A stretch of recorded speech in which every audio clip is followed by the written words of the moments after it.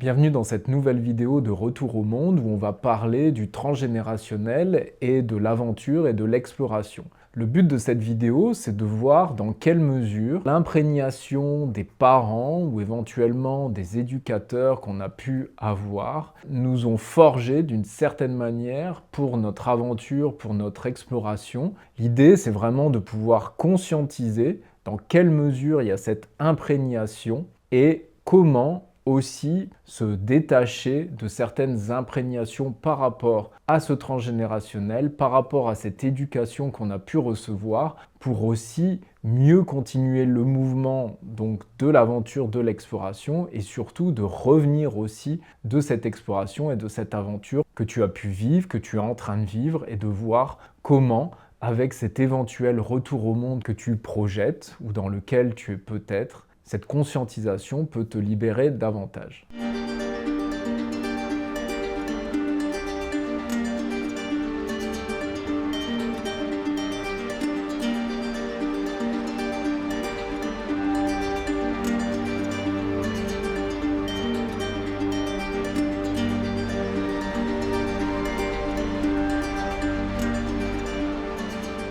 Dans toute relation, dans toute communication qu'on a avec le monde extérieur, il y a forcément des imprégnations. Notre histoire, ton histoire, est spécifique, personnelle, et elle dépend de nombreuses imprégnations que tu as pu vivre, que tu as pu voir dans ton enfance, ton adolescence, peut-être dans ton âge même adulte. Et souvent, l'aventure et l'exploration, comme tous les domaines de la vie, eh bien, peuvent être imprégnés justement de ce qu'on a pu vivre et de comment on a pu percevoir notre vécu dans notre histoire de vie. Il y a deux éléments, deux fondements dans notre éducation, c'est qu'on a tendance à choisir deux directions en général.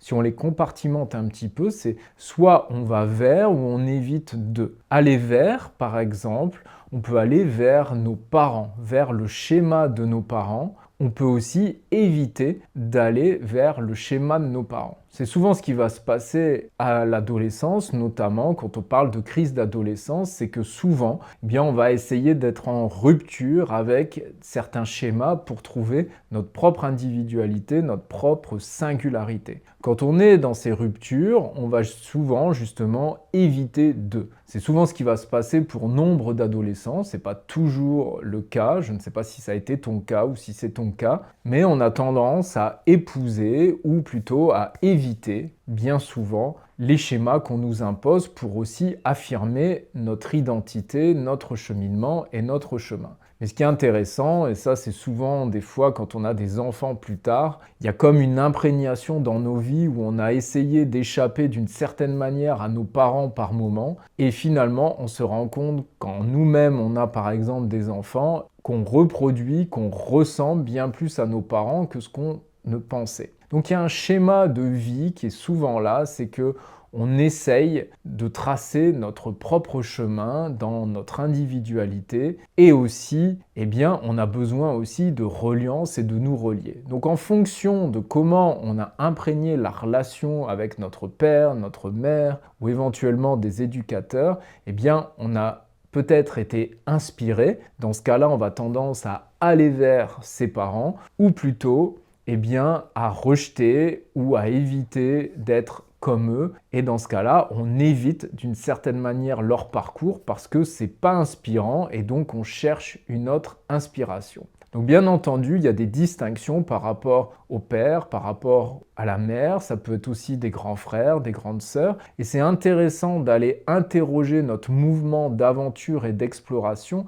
par rapport justement à ces schémas familiaux. On va souvent donc retrouver deux grands cas. Si on est aventurier ou explorateur, eh bien peut-être qu'on a pu suivre les pas, le chemin d'un de nos parents ou même des deux parents qui nous ont initiés d'une certaine manière, peut-être à leur manière, à un type d'aventure et d'exploration. Je te rappelle aussi qu'il y a différents types d'exploration. Je t'invite à aller voir quel type d'explorateur êtes-vous pour justement capter ce type d'exploration peut-être dans lequel tu es. Et aussi, eh bien, on a pu aussi, dans notre aventure et dans notre exploration, s'être fait un peu tout seul, parce que justement, on n'a pas eu forcément de modèle, ou alors on a été contre, d'une certaine manière, un type d'exploration.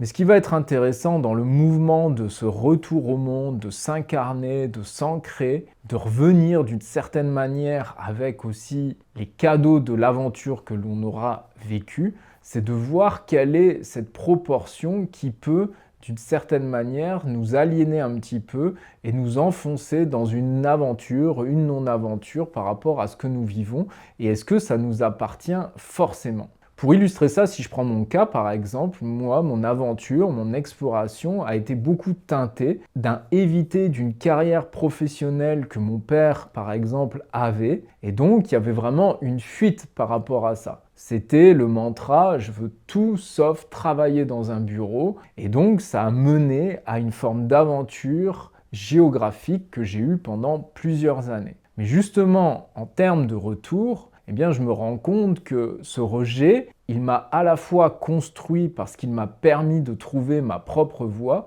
et en même temps de rester dans une forme aussi un moment de périphérie parce que pour ne pas ressembler à papa d'une certaine manière, eh bien, j'ai tout fait pour, d'une certaine manière, faire durer cette aventure, faire durer cette exploration et ne pas vraiment m'intégrer dans mon monde, dans mon propre mouvement parce que j'avais cette non-inspiration. Donc ça va être important. Donc pour commencer, ce qui peut être intéressant, c'est d'abord d'essayer de te connecter à ton aventure et à ton exploration. Je peux t'inviter à fermer les yeux pendant cette vidéo, donc prends une bonne inspiration, une bonne expiration, d'une manière intuitive, on va déjà commencer comme ça. Ton aventure, ton exploration, est-ce que tu pourrais la nommer? Quelle est-elle? Elle ressemble à quoi? Ça peut être une image qui te vient, ça peut être une phrase, des mots, ça peut être éventuellement un dessin. Je t'invite ensuite à mettre en pause la vidéo si besoin, si tu as besoin de temps,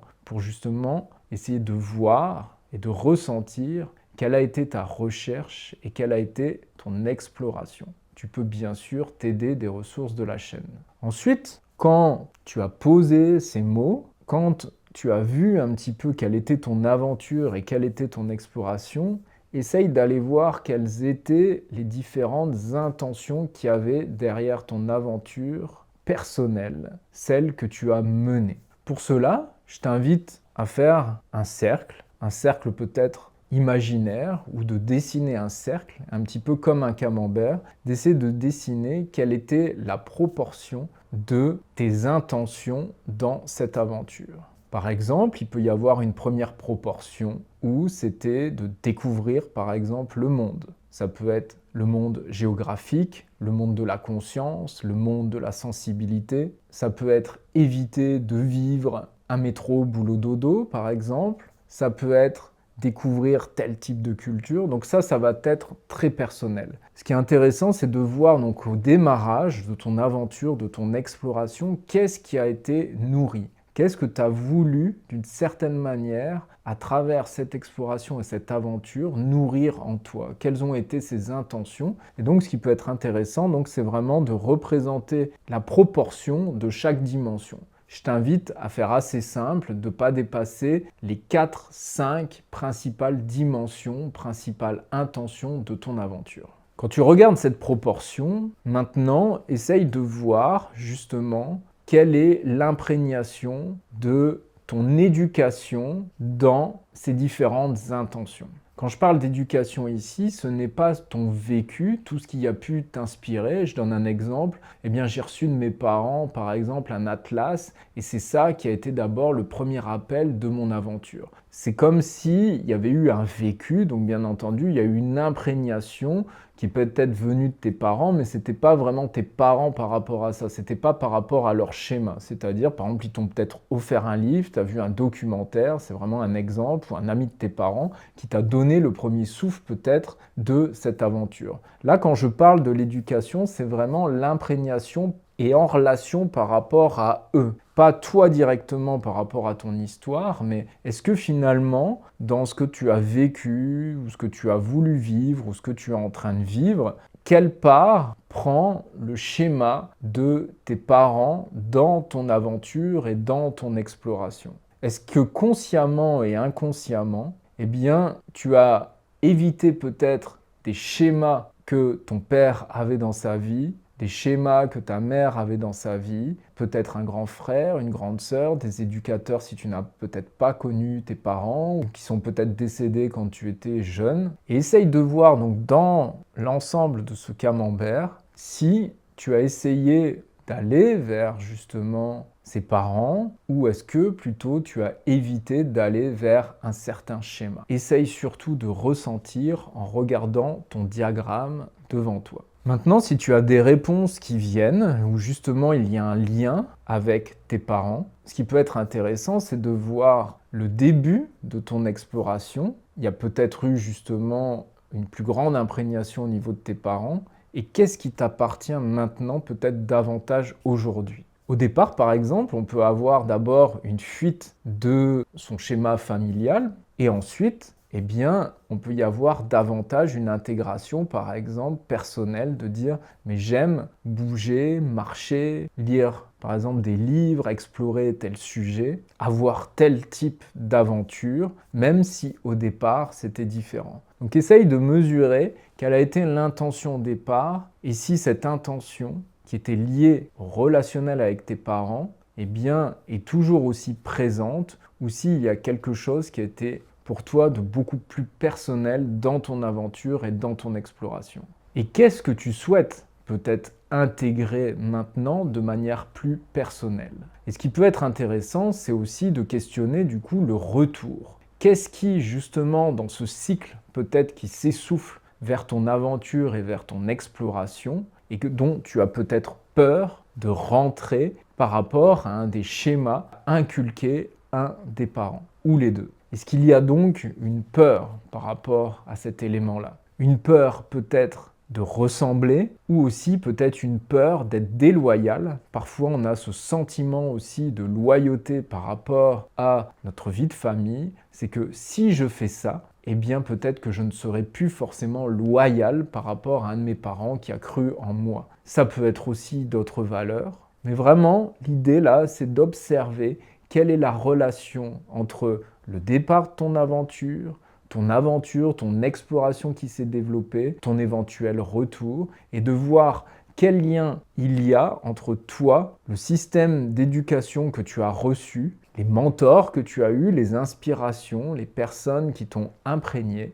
de leur schéma, et de voir surtout qu'est-ce que tu as envie de garder et qu'est-ce que tu as envie aussi de leur laisser d'une certaine manière. Pour moi, par exemple, j'ai décidé de rentrer et d'assumer une voie professionnelle épanouissante qui pour moi ne ressemblait pas forcément au schéma de mon père qui parlait de métier passion mais où je ne sentais pas forcément la passion. J'ai donc décidé d'épouser davantage la voie professionnelle qu'il avait eue, mais aussi d'y intégrer ma manière d'être et de ne pas d'une certaine manière subir le carcan qui m'a fait aller hors du monde et explorer. L'idée, là, c'est de ressentir, de voir, de noter et de laisser cheminer ce lien, cette idée et d'être en conscience par rapport à cette aventure, le retour, ton intégration au monde. Qu'est-ce que tu as envie de conserver, de garder, qui peut être aussi ta marque, la relation que tu as eue par rapport à ton éducation, ça devient conscient, ça a été conscient, peut-être que là tu le découvres davantage, que tu souhaites garder en toi parce que c'est ressources, et qu'est-ce qui peut-être est limitant et limite pour toi aujourd'hui et que tu souhaites leur laisser comme schéma et être suffisamment créatif pour vivre un autre chemin que le leur. J'espère que cette vidéo a été assez claire. N'hésite pas à mettre des commentaires pour justement partager ton expérience, ton lien, éventuellement poser des questions.